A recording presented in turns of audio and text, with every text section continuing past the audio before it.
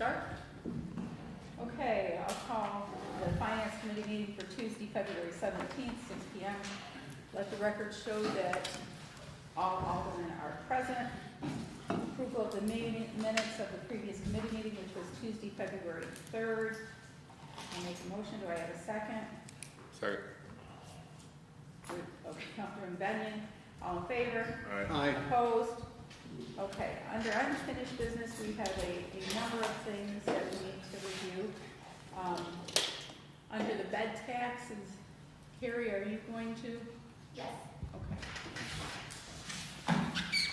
Everyone. Is that on? Can you hear me? No? Well, I can hear you. All right, hi. I'll go over just some background history to refresh everything. So the council had adopted the local law in December of 2024. And then according to the local law, this is what it's saying. The assessment of a city occupancy tax will promote tourism, economic development, and enhance the general, enhance the general economy of the city of Olean. So the collection of the room tax began on March 15th, 2025. And then from that budget year of 24-25, $10,732.68 for that one quarter was collected and went into closing out the books for that year. And then in the 2025-2026 budget, $104,000 was put in as a projected revenue for the source. And we currently have $214,645.39 in revenue that's been collected to date during this fiscal year. It's done on a quarterly basis. It's provided to the city by the 20th of the following month. And something I do want to know from previous conversations that the council had, and its intent, I believe, was in May of 2025, $30,000 was discussed to be slated to cover the city of Olean's partner share relating to the Oaks bus. So I do want to make note of that. And Tiffany and I did some checking, and the state of New York, everything took effect, and it will expire on September 1, 2027. So the city is in compliance, we're in line, the state is, and we'll make sure that we file again so that we can count on this source going forward. And we'll do it in a timely manner so that there are no issues. Questions for Carrie on that? So I don't think that we were necessarily, I think that we just are looking to say, how are we going to utilize that money to cover those things, right? The tourism, the economic development, and to generally the improvements, because we were not in agreement, I think, with the previous mayor who had wanted to just use it for salaries and those kinds of things when he had brought it up. So I think that we would like to see kind of a plan built to be able to, how are we going to utilize it to be able to help those things and to help grow the economy. Does that sound about? And for tourism, right? If we talk about wanting to have this be a place that people can choose to live and stuff, you know, what do we do to help so people know that we even exist? Could I speak on that? Absolutely. Okay. So it was back in March of 2023. We were working with a company. It's called Make My Move. It's a platform that generally gets 1.5 million views for people looking to relocate throughout the United States. And if you're okay with this, I would like to have this company give you a presentation virtually to see if you would be interested in us signing on. There's a lot of economic benefits. And so I would like to start with having 5 families move here. And with that, and it's part of attracting our new residents, economic growth. And so with that, there would be an incentive piece. There would be the platform for the company marketing, do a recruitment service, but then there would also be the incentive pool in order to do this. And then if you are interested and this is something you would like to do, these people are remote workers. And so I would like to start with 5 households. And generally, these households, we would set it that their minimum income that they make is $100,000, so that we know that there's going to be a return on the investment into our economy. With those salaries and incomes, they can rent, they can buy, just as long as they're here for over a year. And we could set up the program, to our comfort level with that. And so if you would want me to do that, I could set that up, and then I could also bring forward some of the other ideas that I would like to bring forward to the council if you'd be interested at other committee meetings for the use of the bed tax money, or occupancy tax. I think other communities have successfully used that model with incentivizing people to move, so I think that, I can't speak for everybody else, but I think that it would be worth it to at least have the presentation. Okay, yeah, I would love that. I honestly have, you could see this whole entire list that I have of ideas that I would like to partner with the community for this package. I've looked at what other communities have done, and we have such a rich fabric here in just partnering together, whether it be the downtown, our CEOs, our industries. I really think we could put together a great package and do this in a quick amount of time. So, and I would like us to revisit, I know I've said this for a long time now. Listen, I drove to Albany and back in the space of 2 days, and looking for gas, like there's signs everywhere for gas. I can't see anything from the expressway. If you ever go and drive to Albany, there's nothing. And yet I would know because there were signs that said, hey, get off at this exit. Once again, we literally have nothing. And I know that you had looked in, and there's certainly a cost attached and stuff.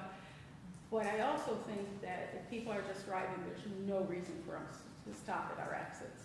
And I guess for me, I would like us to revisit those signs with the states to see, what we can do and how we can partner and maybe raise money if we need to from businesses, etc. So that, if Allegheny says, hey, get off here for this, and Olean has nothing, I don't know, I think that's an issue because not everybody, I look at my phone to do it, but not everybody does. I just want, to bounce off of that, I think that should be approached with a collaborative agreement with our downtown business, with the Chamber of Commerce, right? Because if I'm recalling, very much that needs to be done, but it's difficult for the city to flip the bill and manage that because now you're picking favorites, right? And there was a cost to it, as I recall. Yes. I agree with you, Sonia. I think that should be with the mayor and community development and maybe an alderman or two, but in collaboration with, really trying to kickstart the chamber to be running point on something like that, because their chamber's role or job is to create, generate business for their businesses, right? So I agree with you. I just would say as far as this pile of money goes, I think we could look to partner with the chamber so they can sponsor their own businesses. But totally agree with you. Absolutely. I agree as well. I think we should look to utilize the proper groups in order to bring that in. I would love to see signs placed on the highway for our city, especially to advertise what we have. But at the same time, I remember going to the website looking for that information when I sent that information to the mayor. And I remember reading through some of it, and I was like, ooh, I don't know if the city wants to foot this bill, so whatever means, whatever channel, I think we should work on that. As far as the bed tax, I think we can all agree that no one predicted, obviously, this amount of money. So with that being said, if the projected amount was a little over 100K and we're sitting at double that with another quarter to go, coming up with some type of action plan, in the city itself for tourism and economic development. I would be interested in that Make My Move program.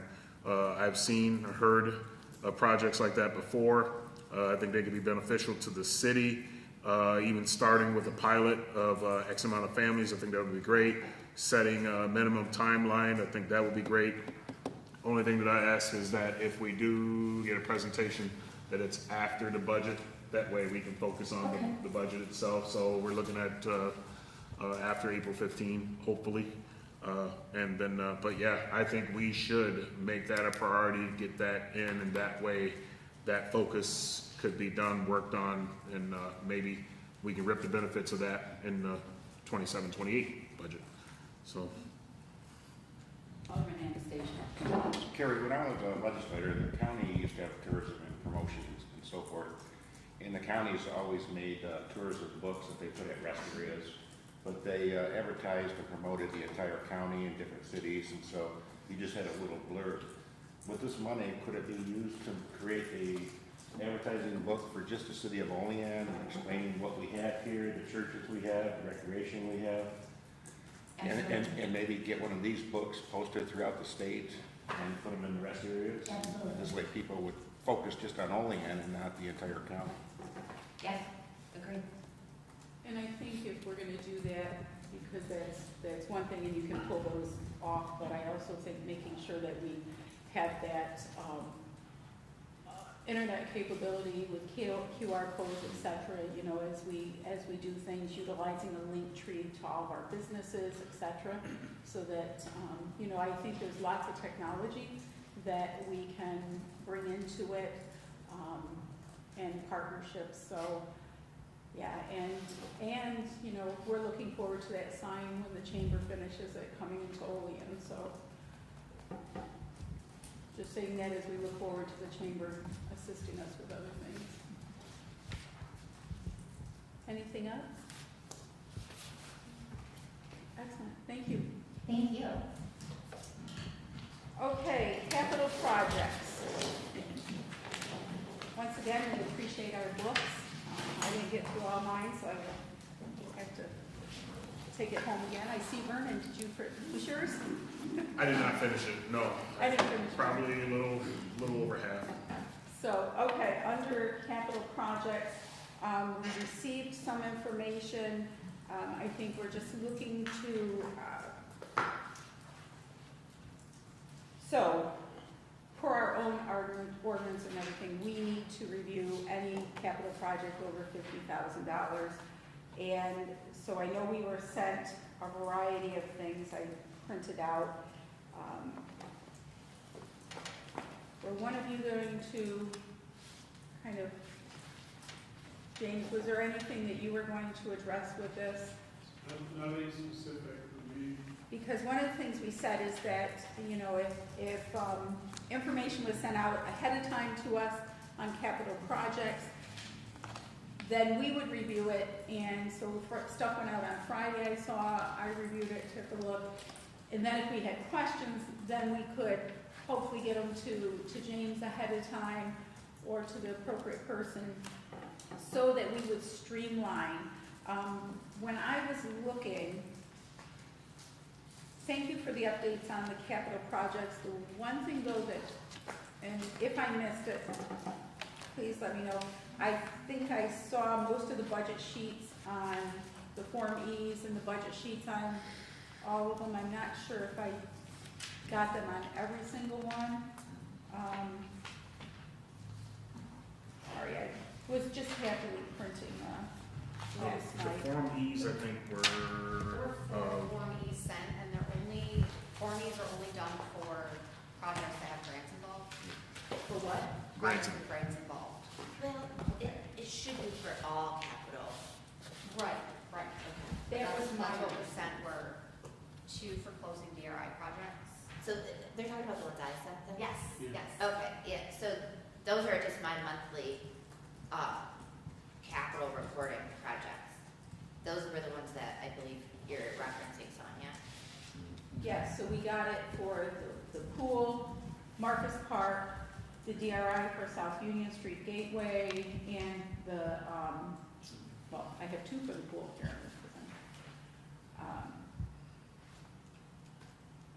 You guys can help me out. The other projects that are outstanding that we have over $50,000. Mine is splash pad Yep. is in there, and I don't think you got the Form E for that yet. We're still, we did not have one in a historic one, so we had to start from scratch, and we're still completing that. Okay, And I don't think we did one yet for the elevator. okay. Um, So when can we expect that? I mean, well, the elevator, where are we at with that? Still waiting on equipment to be delivered, Okay, so they haven't shown up and actually started work yet. okay.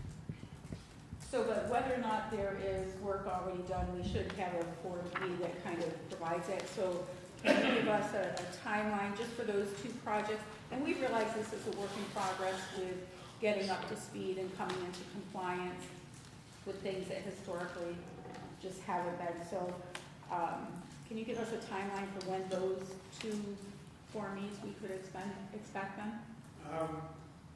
I would say we can probably complete them before we ship things to you. Well, it would be this Friday. I know, we've been working on the one for the splash pad, and I think it's nearly as complete as it can be.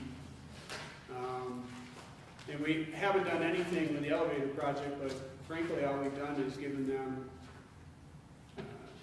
the order to proceed. I don't think we've made any payments or anything on it, so the Form E is really just gonna be a budget statement with a bunch of zeros. So we should be able to get that one out by the end of the week. Okay. So, on this list of capital projects though, we should have one of those for each one of these capital projects that are listed. So how about, kind of to get up to speed, we just ask for a couple at a time till we get to where we're at 100%. Because I'm looking, we have quite the list here on the first page of the capital projects, and we have some of the Form Es, but not all. I'm just looking for a way to get to 100% with all of this stuff, without, in a reasonable time frame, without kind of undue pressure there in terms of, because we know that you have a stack of other things to do. Yeah. Well, we can definitely just keep working our way through that list. The staff has been getting up to speed on how to assemble those forms, so. So what assistance, or maybe, is there training that's needed in terms of how to do them? The non-grant ones, I would say not really. It's just it's a format that frankly we stole. You know, rather than reinventing the wheel, we had this format.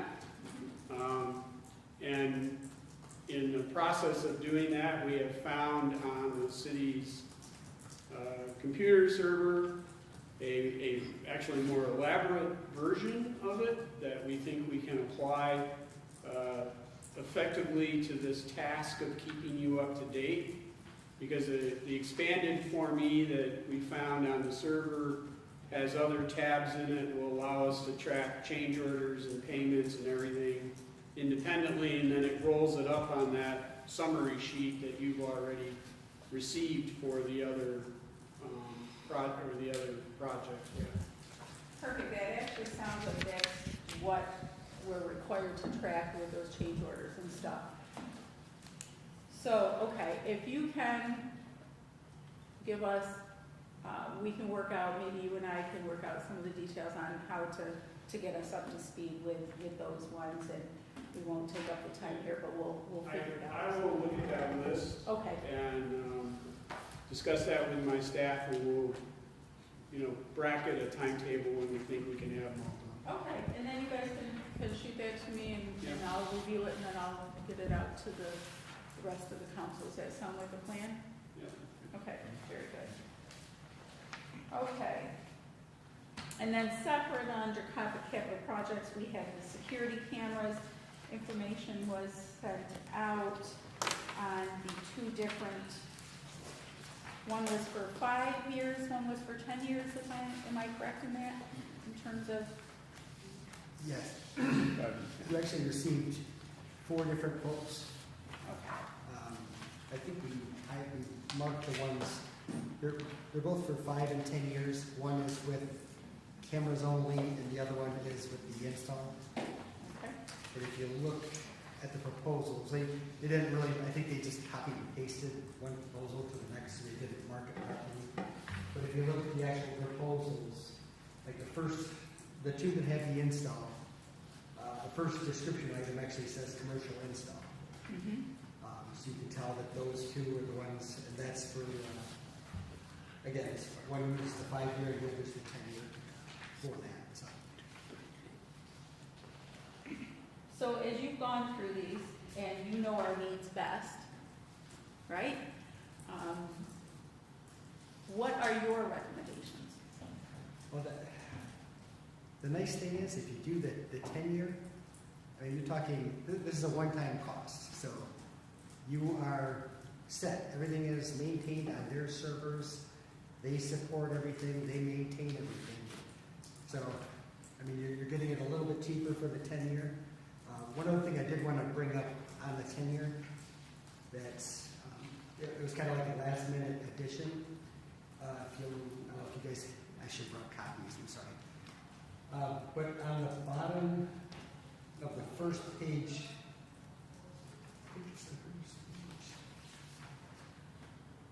basically what happened was we were speaking with the investigators. I didn't even realize they have their own camera server for their interviews, and they have 2 cameras there. One is up in investigations, and then they have like an interview room in the station. So the later version that has the commercial install on it, that actually has 2 extra cameras.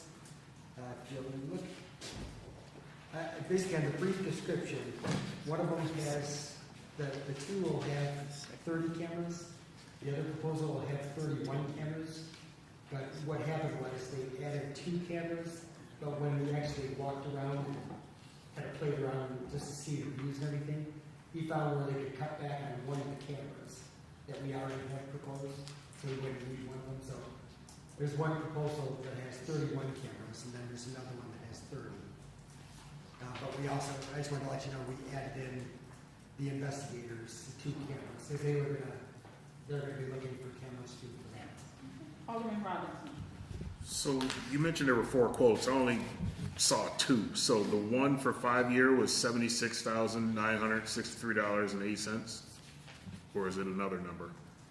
76,963. 96308. Okay. That's the 5-year. 5-year. With the installation. With the installation. Okay, that's what I was going to ask. Okay, and then the 10-year was 103. 103, 531? 531. That's with install. That's with install for the extra cameras. Okay, and just a note, that was 25 extra grand for another 5 years. Yeah, I mean, for the extra 5 years, you're getting a pretty substantial, cut in the rate. And then I also wanted to note in the email of those photos of each still of the cameras. I don't know if you guys are aware, camera 16 is awful. It's obstructed by a tree. So you're Yeah, looking, when that tree needs to come down. When he actually came here and reviewed it, and we were talking about that, so there will be some adjustments made. Okay, and that was called CBSE entry. CB43E is what it was. Yeah, I know there was the one, is that the one is it this one? I don't remember. Some of those I didn't even know where they were on the building. Yeah, I know. I was like, oh, that's a different angle. So But yeah, we are looking at, making some adjustments. I think it's We wanna out try to keep it front as close down as here. possible. I think it is. No, it's straight up. Is it right here? Okay. Yeah, because it's got that's the main door right there. Crosswalk over to the. It's Yeah. that tree right there. Okay. Basically, they want to try to keep them as close as they can, because they can just tie in their cameras into our network. because we have all the networking, cabling is all there. So we want to try to get it as cheap as possible, so they basically want to replace our current cameras with newer ones, but there are a couple that we're looking at doing some possible adjustments for. I mean, to me, you can't beat that. If you can get 5 more years for a fraction of the cost, then I would personally go with the 10-year, but. And just the other thing too with that, the cameras are purchased. So, I mean, you know, after 10 years, you might start looking at, I mean, we're looking at 4K cameras. I don't know how much better we're really going to get. We might get better, but you never know.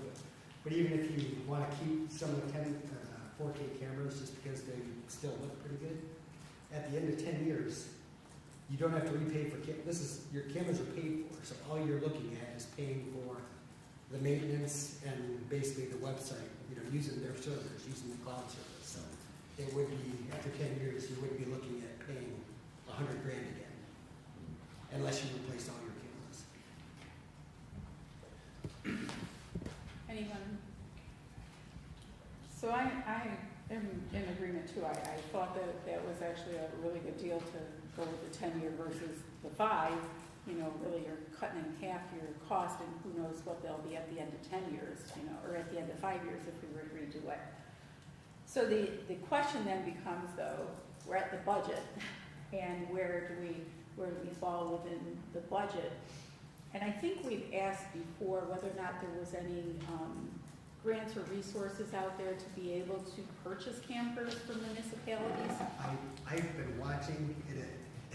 It kills me because, like, right after we got talking about this, I had 3 different websites that I check all the time for this stuff, and there was one that had a deadline of December 3rd or 4th, and I was looking at, I think it's the 4th, and I looked at it on the 3rd. So it's like, you know, if we had another month, I'm sure we could have, you know, put something together. And it was like $75,000. So they're there, but they're there. It's just they're very hit and miss. yeah. You got to catch them when you catch them. And I'm looking on a weekly basis basically to see. Well, we I used to appreciate have 3 or 4 sites just to try to find something because they are out there. It's just they're hard to find sometimes. And just as a reminder too, we've talked about the cost, but also how that would decrease cost for manpower and having to spend hours looking through some things. So as we're talking about that, you know, personnel costs and such, that there is a benefit on that side, in addition to just updating our equipment. So, Dave, did you have something?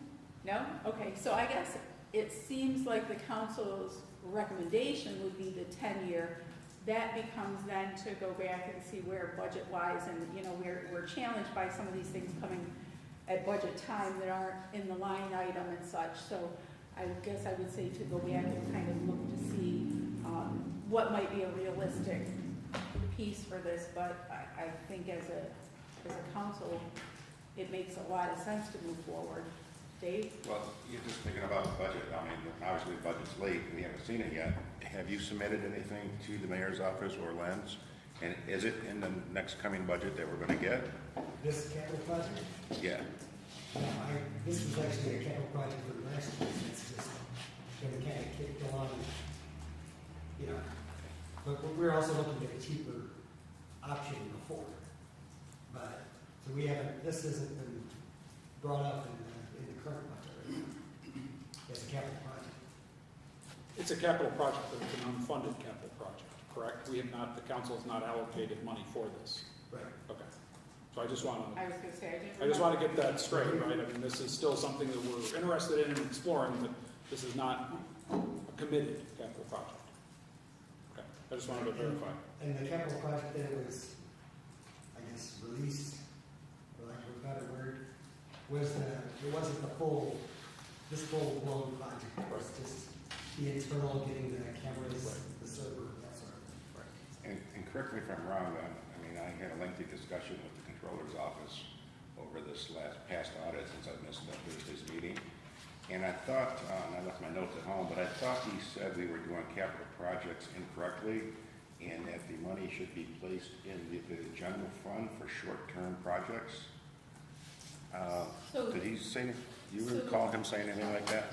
So that is a larger conversation that we need to have about how we have been doing capital projects, quite honestly, to be able to ensure this council that money was available in the past for projects, and to try and ensure that as costs came up that we would have that money available versus just taking it out of the general fund. So you're absolutely correct, but that's in part of a longer conversation that the council needs to have about how we view capital projects, how we look at our general fund, how we need to build up our general fund, and restricted and unrestricted funds within the general fund. So I think that it's a larger component. And since you brought it up, yes, per our ordinance, that the budget is and was due on the 15th, and that the mayor and Lyons has submitted to us to request some extension to make sure that they provide us with the best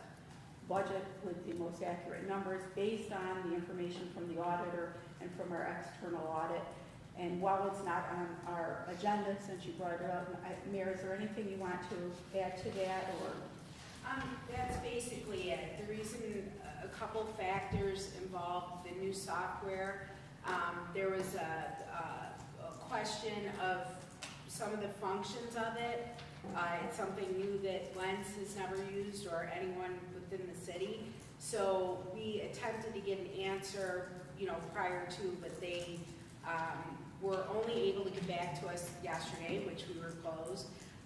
And then also, we had our outside audit report given to us on Thursday, and it was late in the day, and we had to upload that information into this new budget to be able to determine where we're at.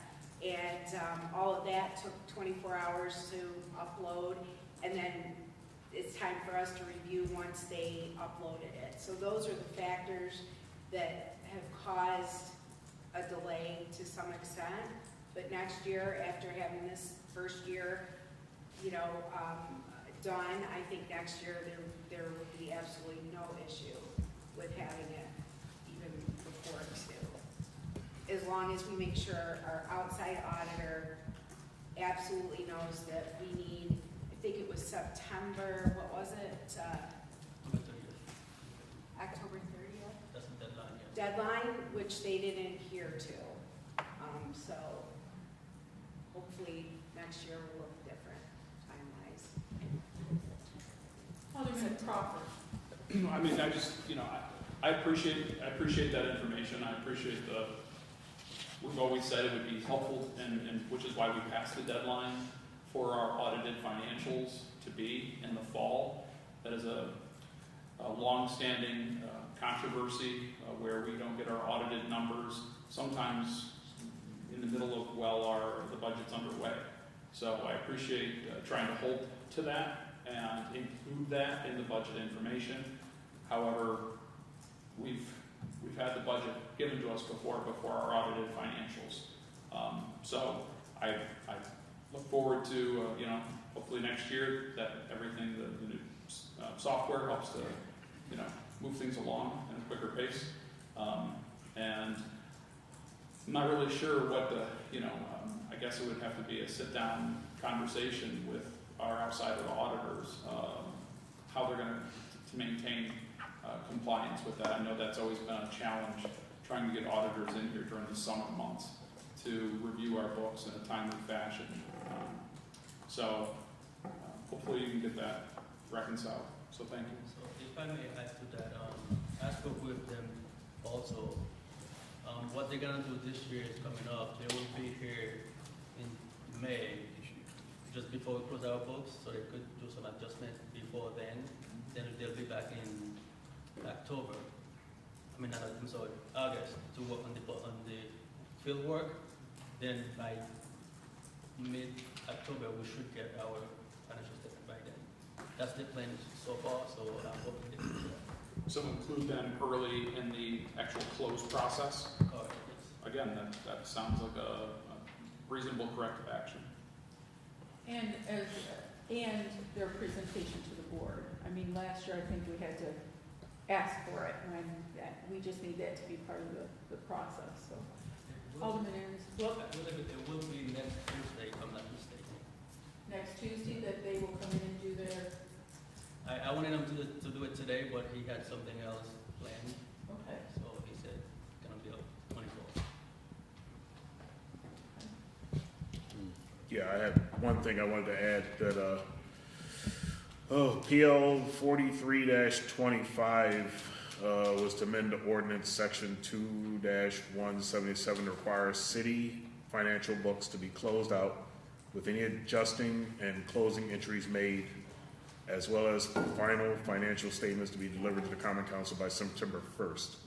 So that was the PL that we did last year, regarding that I recall. I mean, that part of it it's done on audited day, because I had to get that input to the state by September 29th. That part of it is done. Okay. Alderman Anastasia. The only other question I was gonna ask during the budget process, but since we're talking about the budget, is I've been getting some phone calls, and for one, I just wanted to know, letters have been sent to all the nonprofits in the city of Olean about asking for donations in a pilot program. My question is, and the attorney's not here, when I was a legislator, we used to do pilots all the time with IDA and so forth for the county. But I've been an alderman for 17 years, and I don't ever recall the city of Olean doing what they call pilot programs. So I just wanted to know the legality of it, if the municipalities have the legal right to ask for this for nonprofits, and maybe the lawyer can enlighten us at a future meeting. Yeah, so I was gonna say, let's make sure that we add that, and I will say that John has addressed us in the past about frontage fees, I forget the actual name, but since it's not on our agenda, but it definitely is something that needs to be done, let's put it on for our next finance one. In the meantime, we'll ask the mayor to seek the expertise of our attorney, and was there something down here in terms of questions? No. Okay, Just so wait. let's make sure, Alderman Robinson. I just want to add that when the Olean Star and Times Herald wants to ask questions, to make sure they call Ward 7 Alderman to answer any of these questions that aren't on the agenda yet. Okay. And in the meantime, if they have questions, please call the mayor's office, because that's what it says. Yes, that's exactly right. But we will revisit that, we will put it, Yes. Tiffany, if you could put that on our agenda so that we can have some transparency with what that is Yep. at our next meeting, that would be great. Okay, credit card processing fees.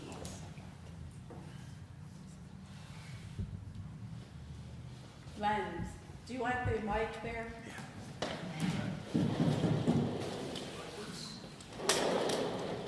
This Vernon has a really good one. Apparently, and I don't need it. Right now, we don't have much on that right now. We have a meeting scheduled with Global Payments tomorrow. So after that meeting, we'll have more information for you. Okay, so should we revisit it at our next finance committee meeting? Will that give you enough time, or do you need one? I'd say so, yeah. Okay. So we should have all the information tomorrow, absolutely. Okay, and you can just email that out to us and then, okay? So Tiffany, if you'll add that to our next committee meeting. Wayne Street shared use cap. Okay. Dave, while they're doing that, how long have you been an alderman? What was that? 17 years. Oh, I never heard that before. So, who added this to the agenda? Were we just revisiting it to see where we were at in terms of it? I know, John, you had sent something out, wanting to make sure that we stayed on point with it and had made a recommendation to, consolidate and to maybe, decrease the scope of the project. So I don't know, is this on the agenda to review for capital projects, or was this my, This was put on the agenda a couple months ago. I so think it's you. something you would- okay, okay, yes, okay. Then this was just to, kind of, get an update, from DPW, and, also for us to come back to the table and start revisiting really what is the scope that we want to explore. And obviously with having a new mayor. How are we going to approach this project? Just as a reminder, the city was awarded, I should say, like $1.4 million to improve pedestrian safety. It's a safe routes to school grant, and it was to improve the walkability and bikeability down Wayne Street, connecting it into the river trail behind Country Fair on North 12th Street. And so I appreciate Director Sprague giving pretty thorough synopsis and what his recommendations are, just to give you an idea that really the last time the council had a pretty thorough conversation about this was about a year ago. And the council was looking at a larger price tag. When this was originally quoted 4 years ago and built 4 years ago, the total project came in at around $1.7 million, which would mean the city would have contributed $300,000, and which is a 20% match for the program. And so the New York State awarded us with $1.4 million. Unfortunately, though, it was resubmitted a number of times, I think 2 or 3 times, until we finally were awarded, and now costs have certainly skyrocketed there. So I think to do the scope of the construction aspect of the project is upwards around the full scope of the project was like $2.4 million plus $300,000 for engineering and inspection services. So the mayor and the previous DPW director and myself had working on reducing that scope, but we're kind of at a place now where we really need to take a hard look at possibly reaching out to New York State DOT and asking them to approve a reduced scope so we can do something with the money that we've been awarded. Director Sprague, do you have anything to add to that? No, I think that there's nothing substantive, I guess, other than, as I said in my memo, I think the better approach for the city is to reduce the length of the trail or the shared use path that we build and build a better one, rather than, try to stretch it out for the entire length of the original proposal. Because the Southern Tier Trail project is still working, as I told you, they don't yet have grant money for actual construction, but we are coordinating with them. We know that they want to put their trail on Wayne Street also. So if we could build half of it, it should be very easy for them to come back in on following our construction project and build the rest of it out, assuming their project continues and they get their funding. Either way, I think we're better off to build a good shared use path where we can afford to build it and live with that length being reduced. Just a couple key features that were part of the award was the inclusion of a safe path across North 12th Street.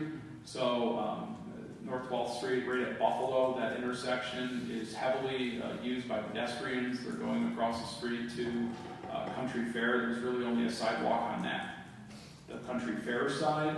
The one side there, that one block of North 12th doesn't have a sidewalk. It's very dark, and so this included one of those mid-block, I think they're called what are they called? RRFBs, rectangular rapid flashing beacon. Yeah, the flashing beacons. So we got that approved through New York State, one there, and then also one was supposed to go in at the YMCA. Because their child care center is across the street there, and those flashing beacons are approved for mid-block crossings. So both of those intersections are mid-block. There's no red light or there's no reason traffic would stop. So given the amount of traffic with children back and forth across Wayne Street, so those two sites had those RRFB beacons in there. There were some pedestrian islands. As North 12th Street's a pretty wide street, there was a pedestrian island in there, one down by the middle school. But mainly it was the inclusion of a 10-foot, which then got reduced to an 8-foot shared use path down most of Wayne Street. So again, I think it might be beneficial to sit down with the mayor and then some of us and bring some vision to the council to keep this moving, because just like with any sort of funding, there's a deadline to use it or lose it. So, and what that looks like, I mean, it's up to the council. So, thanks. Alderman Robinson. Yeah, we discussed this before, and I recall those highlights that John had pointed, and I distinctly remember, as far as the beacon in front of the YMCA, that we were mentioning that if those businesses down there that would benefit from those were not going to assist or help or put forward any monies, then maybe we should eliminate that particular thing. Then the one that was down on 12th, Buffalo area there, I remember that land over there belongs to the railroad company, right? So I don't know if, I mean, it would be nice if something could go in on that side of it, but I don't know if that was possible. If it is, great. If not, then I do recall mentioning an alternative that we stick with the sidewalk and cross at that intersection and take the trail down where there's already existing concrete to connect to the path, and that would eliminate some of the costs, because that was our biggest issue. We want this to go through, we want the path, we want it to all link, but we want to do it in the most cost-effective way. And then as far as the section that was going towards the hotel, again, if we were to cross that light, crossing the Buffalo Wayne section there, then we'll be going into private property and a removal of trees. But if we stuck to the southern side, there's already existing concrete. You can then go down to Constitution and cross at that light to continue the trail. So there were alternatives mentioned.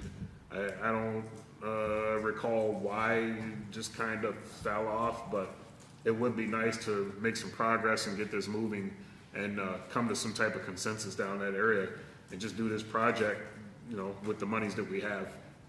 Alderman Benton. Yeah, John, do you remember, did we ever find out, there was a question, maybe it was pre-Jim, but Vernon's right, the railroad owns that, why that block is missing the sidewalk where the rest of it has it?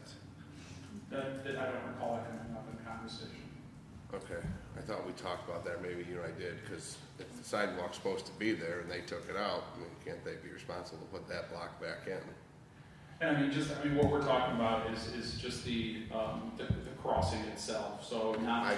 I'm understanding that, Okay. but the block that you Yeah. cross, when you cross Yeah. 12th, cross Buffalo, Yeah. then there's no sidewalk, Yeah. which was probably there because there's sidewalk on both sides of that, except for that parcel. Right.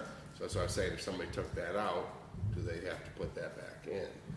Which then You can look into that. saves a chunk of it. And we also talked about reducing that shared use, and then also with that shared use, just as a reminder, we also have to have the conversation back about, before we install any more shared use project or sidewalks, what we're doing with the maintenance and repair part of it too. So that we'd have to spur that other conversation too. I just, yeah, so those are all, again, those are things that we need to discuss. I know a variety of alternatives, just like, the reason that we, I think the scope was to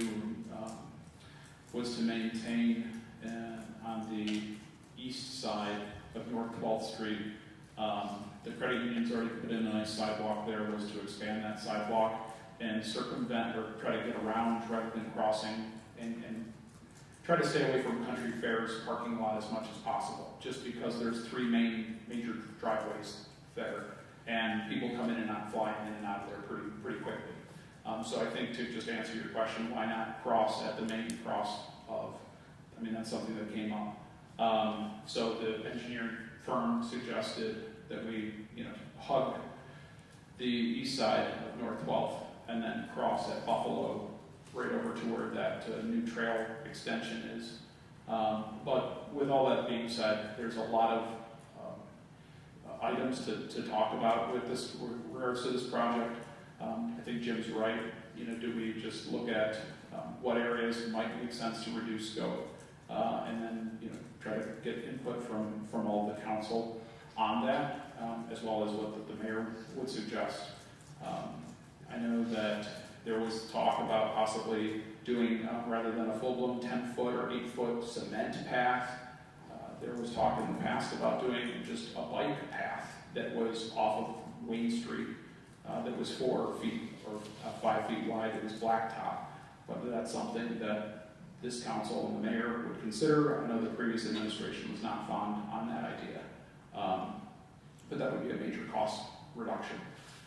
So yeah, there's a lot of things that we can talk about. My goal here was just to just kind of reboot and kickstart the conversation on this project, because I do think it's important. I mean, we got $1.5 million sitting there. And if we're not going to use it, then I think we just make that decision and say, okay, we're going to cut ties and give it back. But anyways, that's fine. When was this awarded? 2022, I think. Is that right, Jim? You off the top of your head? Off the top of my head, I think it was awarded in 2022, somewhere around there. We applied, I think, like 2 or 3 years in a row. I think we applied in 2020, 2021, and then we were awarded it in 2022. Which, 20, John, yeah, August 22nd of 23, there's a PL here, it says received funding. okay, For the so that was, point. so maybe we applied in 21 and 22 and then got it in 23 or something like that, JR. Which So was, June, we got notice about the application again, and then in August of 23, we did the received funding PL sponsored by you, seconded by Vernon. yeah, and that was like the post-COVID. I know when this was originally designed, it was pre-COVID inflation, and when we got it awarded, it was kind of that post-COVID inflation. And But you are right, there was an application made dating back to 21, July of 21. yeah. So, I would hope that the YMCA would take into consideration the safety of their children and their residents, because not only that, but there's a bus stop there. And one of my residents who uses a power wheelchair and has talked about, and before when using the walker, how unsafe it was for her to cross there, because that's where the bus stops to go to the YMCA. So I would hope that the YMCA might reconsider the beacon there for the safety of the children and the individuals who lack some mobility or even have mobility. It is a busy street. And then as for that other intersection, absolutely. We have the county building right down there. We have a large church and a food pantry that is utilized a lot. So I think there's lots of benefit to city residents to make it safer. So I would hope that we would find a way to go forward, even if we scale down the project, and hopefully they would approve it, because I think that, reading back and seeing, like Alderman Robinson had said, geez, I'm in accept if we're going to have a larger city cost. And I think that we're all at that point now in terms of cost containment. So we did talk to a number of the not-for-profits and entities along there, as well as for-profit businesses, about contributing, and only one was willing or interested at that time. And so all of that, obviously, maybe with Mayor Sherburne, might be able to restart any of those conversations. But you brought it up shortly earlier. This was a project that I suggested we possibly look at curb fees. These are directly, most of those companies along there are not-for-profits. Curb fees are, obviously something that's going to directly improve the frontage of them, and although they don't pay property taxes, this is something that could be explored to help if we were to do with the entire scope of the project to offset those costs. But I know that's not necessarily something maybe that everyone wants to explore, but that is a possibility. Carrie. Yeah, of course. So, I'm on the Southern Tier Extension Railroad Authority Board, so I'd be glad if you want to take the lead to see if I can get some information on the lack of sidewalk on the parcel that was discussed. Okay. And then I just had one question. What's the funding source? I believe it's New York State DOT. Okay. Okay, so I would recommend, if you are serious about severing the contract, to get with Attorney Morgan prior to and please note the expenditures that have been paid to date to the engineering firm and what that would mean for the city financially, just to keep that in mind if that's the route that you want to explore. Yeah, so just to, can you put those in layman's terms, Gary? Yeah, So if we want to walk away from this grant, in other words, is what you're saying, we're on the hook for the bills that we've, right? What's the program? Do you know? It's TAP, TAP. Transportation Alternatives Program. All right, it's a and reimbursement congestion program, so the money's not sitting Okay. here in our hands. So, it depends on, so what director wrote that?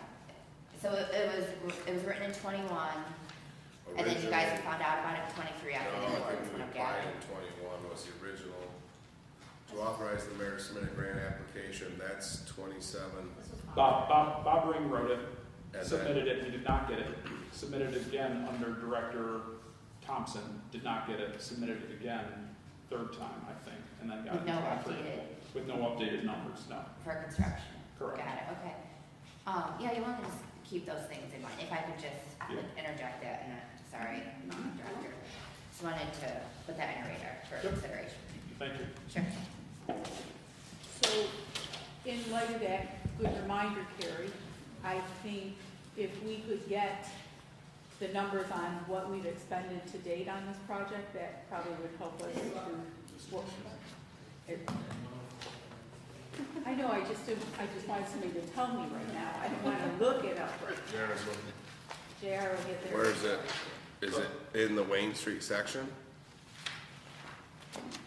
Because there's no, it says TAP grant, and then the only thing with money is when we moved money from me and John to establish the capital fund where we moved some other funds. There's no, On the front of the, I think $62,000. 62, 776.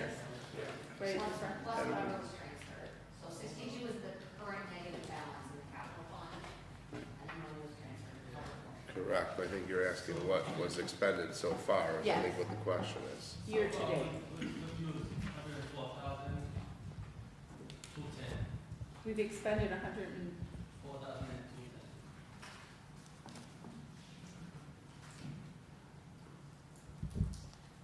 So then in these binders, can you just add a balance sheet for these projects too?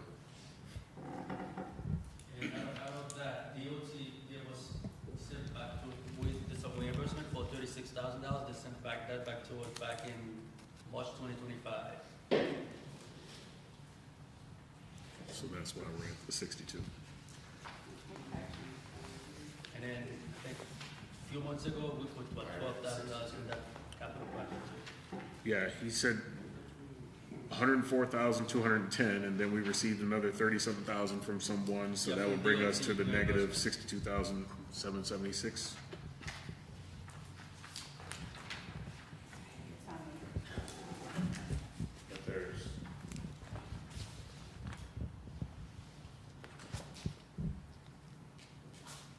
Did you have a clerk? Alderman Bennett? didn't money go in that one under this PL? 241? Yes, $12,000 we put there, maybe a couple months back. Okay. It was with the Washington Street in Lawrence, and that's on the bottom, 12,169. That was transferred in.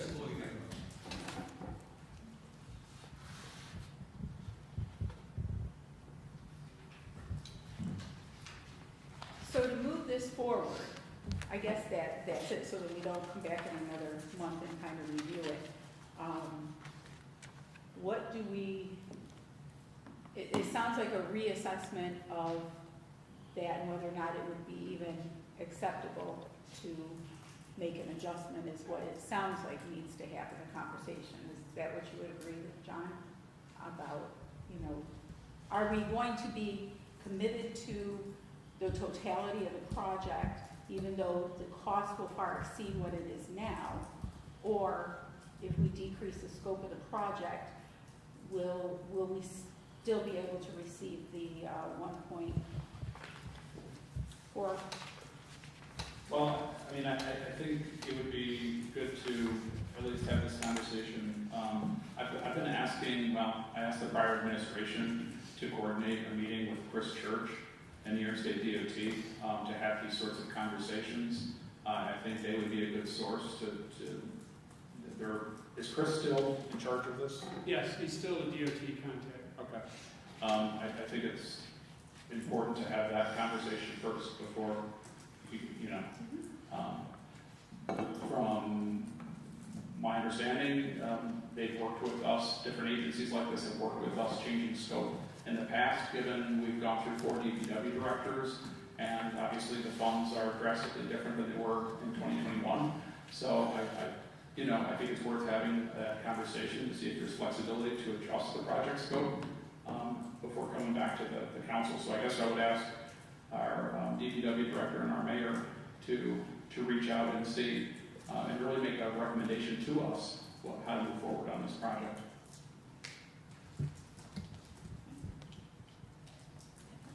So, let's put this back on, for a month to make sure that we have enough time. Sound reasonable? After the budget. After the budget. Oh yeah, I forgot we have the budget. We love the budget. I really meant to say that with a smile. So yes, please put it on. So we will, the meeting following April 15th. Can we just get a response in email on, Yeah. and for an update, and then from there, we should be able to determine whether or not we could just respond in the email, yes, proceed with the RFP and whatever else here, because Wayne State project stalled because of cost estimations, so we're looking for answers to that. But then the first part of the project, the STT Southern Tier Trail project, is only funded for planning and 30% of the preliminary design. So we're gonna need construction cost planning estimates, but we have no construction funding. So yet we still need, there's gonna be more money involved with this entire thing. So we need to find out how should we proceed. And if it's possible, then we go ahead and proceed from there. We can just give the okay. So the second page is where the director Yeah. recommends, right? So Yep. we don't, I mean, we could be waiting an awful long time on this, what the outcome of the STT is, and when that's gonna be funded, and how that's gonna be funded, right? So, I agree with you, that that's something to take into consideration. I think the project should, hopefully flow into what the STT is planning, but that doesn't help us make a decision earlier, like now, right? We gotta get moving on that, so, but I agree with Alderman Robinson. We can communicate through emails, right, and at least get an update from the mayor's office and DPW on what DOT's, that conversation is like, and what the recommendations are, even if it's a reduced scope of this project. I know there was talk about, cutting out non-essential parts of it, like the hotel, the extension down to the hotel. That really the most essential parts are obviously the parts dealing with pedestrians crossing 12th Street, possibly down by the YMCA, things like that. Yeah, just to add on, because we've talked about this numerous times for numerous years, we don't want to hold this up waiting for another meeting. We could very well handle this in the email. I think the transparency is there. I think the whole world knows, hey, we're just trying to work out the kinks so we can get this to move forward. So there's nothing to hide there. So by all means, I think we could just continue this in the email and say, hey, yeah, go ahead and move forward. And then from there, we can have a meeting afterwards and discuss an update to give past info or whatever. But I think it's out in the public, so I don't think anything is hidden. I think we're good, in my perspective anyway. So if you could, within a month, though, get back to us with that, and before bonus points, and send it by email. Then if we need to take any action, then we can put it on. Thanks. Okay? All right. New referrals for consideration, there are none. Committee reports, there are none. I'll make a motion to adjourn. Do I have a second? Second by Alderman Anastasia. All in favor? Aye. Opposed? I'll call the order City Operations Committee for February 17th, 2026. Let the record show that all members are present. I will make a motion for the approval of the committee meetings from February 3rd, 26. Can I get a second? Second by Alderman Anastasia. All in favor? Aye. Opposed? No unfinished business. Under new referrals for consideration, 405 South 4th Street, a vacant lot. Jen, this is you, correct? Yes, so I got an email from a resident that lives next door to that lot, and actually we've been discussing it for a year probably, and they upkeep half of the property for the past 4 years. She lives there, her family lives next door. I know in the summer she had contacted codes, Captain Power, because it was overgrown and people were throwing trash and bikes and everything in there, and so she worked with codes to get it cleaned up and cut the growth that was on the other side of the property. But she's interested in taking ownership of the property. And so we tried to have this conversation with previous administration, and just it never moved forward, so I'm just bringing it here to the committee to see what thoughts we have, how do we move forward with Is that. this a city-owned lot? Yes. So, It's 405 South 4th Street. so we talked about the process, I think, with the previous administration, maybe the previous DPW director, where we should be selling the vacant lots. I don't know why we're holding on to them. They're not doing us any good. So, short of that, without getting an answer here tonight, Jen, if you're good, we can have Amy develop that plan with Mike and whoever else needs to say, what's the plan on a bidding, neighbors, what is the plan to just, Pass a local law on how you're gonna handle this. The council on pass a local law. remind us on it? Any city-owned property that was obtained through the foreclosure process, this was what we got from the county, we tore the house down. The council can opt to sell it for a price of their choosing to a person who approaches them. It's entirely up to the council. If the council approves it, then there's a 30-day waiting period between the resolution and the deed transfer, so if someone wants to agree that sale, they're able, all costs are the responsibility of the person who purchases it. We give them no sort of title insurance, any sort of that's all on them. But When was that one, Tiffany? Do you recall? at local law, Didn't we at one point though send letters out to when there was another property we It's sent? been kind of something that's been a Yeah. spiral conversation. sent Like letters. back in 2016, when we started taking properties. We did something since I've been on where I thought that letters went out to see if there was interest. hang on one second. Amy, Yeah. you're waving, I see you. Well, okay, so we're talking about the property, South 4th by franchise.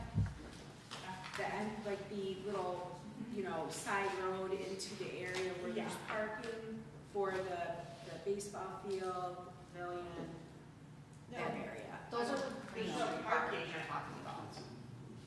Okay, The ones that we talked about turning into a city lot at one point. Did this yeah, one, so this Those is are on free before show. that, though. This is separate, yeah. Yeah, before. Jen, did this one yeah. have an easement issue or something?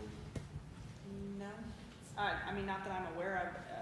I think it's, the resident has inquired, and they've been sent to me, and then I've inquired, and Well, I we remember, got no There answer. was an issue with Green Street properties where we were going to make a parking lot and we couldn't because there was okay, parking. This one, I sent out pictures, it was a house. so can you do me a favor? Will you please send out that local law as a reminder? I remember when we talked about this previously, we were kind of told, so we kept talking about it, we were gonna develop. Can you send out that local law so that way we can review it? And then in the interim, if that's currently on the books, Jen, I would take that local law, show it to them, and then move forward underneath that current local law. And then in the interim, can you please also see if there's any, I know that there were some properties over there, there were some easement issues. Will you please look into that in the interim as well? So that way we'll reconvene, we can, if there's no easements, look at, I've said it before, and if John said it, sell them. We don't need them, sell them. Put them on tax rolls. Okay. Please, thank you. And then Tiffany, you'll send that out to us? And then I'll just communicate with the resident. Currently, we operate underneath that current Okay. one that's on the books from 2016, so that's where we would operate. Then we can look at that and then say if we need any changes, but we can still process one while changing the other. John, I see you in a second. I was just wondering if that property was along that, is it the gravel road going in? That was part of that, I remember the previous administration saying something about they may make that into a park, or part of the park. Maybe, So maybe not. maybe that's why it was being held on to. I was just gonna say, I think it's utilized for overflow parking, and One second. that's something that this administration and our internally, so yeah, it does run right to where the Little League field is, and there's a parking lot, and that spot is ideal for overflow parking. If, what I still would suggest is, and what we've done in the past is, tell someone to offer fair market value for an empty lot, and they don't need to go through any sort of special process to give that to the council, and if there's 4 votes, it passes. In the meantime, I think it would be beneficial for the mayor to tell us if there's a need for the city to continue to hold on to that, and then the 7 of us just determine whether the pros or cons, right? Whether we need to hold on to it for overflow parking for the franchise or get rid of it. Tiffany, I cut you off, sorry, because John was going. What were you gonna say? No, I just, I sent everyone the picture so you can get an idea Okay, of where the property is and what it looked like and what it is. okay.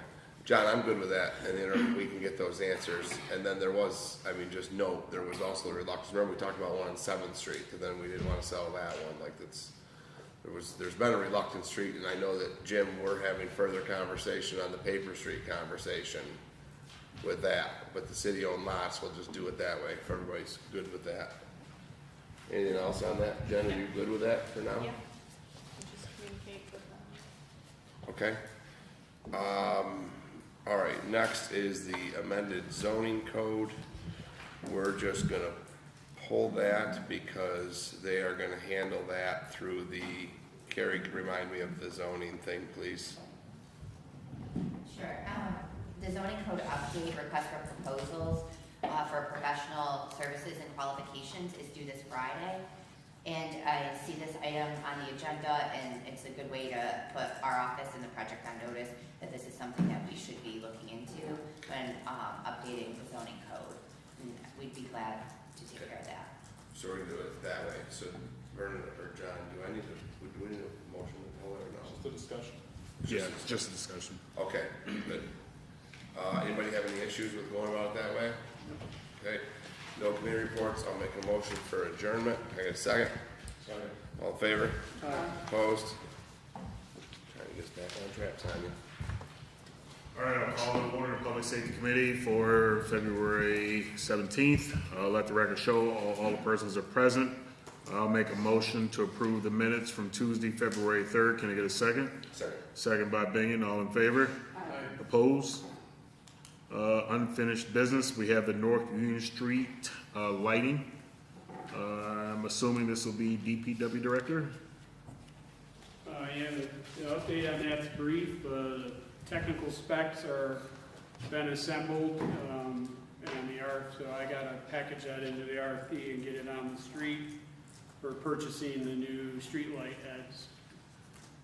So that's essentially phase 1 of the plan that I'd given you before, and then once we get that out, we'll move on to phase 2, which is the pedestrian lighting, which is gonna be a little more time consuming. All right. We did find some historic drawings. I don't think they were ever completed, but they had the pedestrian light arm on the back of the street light poles, so that is apparently an option. As far as the poles go, although we don't know, right now I don't know if those poles were ultimately manufacturer to receive those pedestrian lights because the pole got changed in the middle of the construction project, so.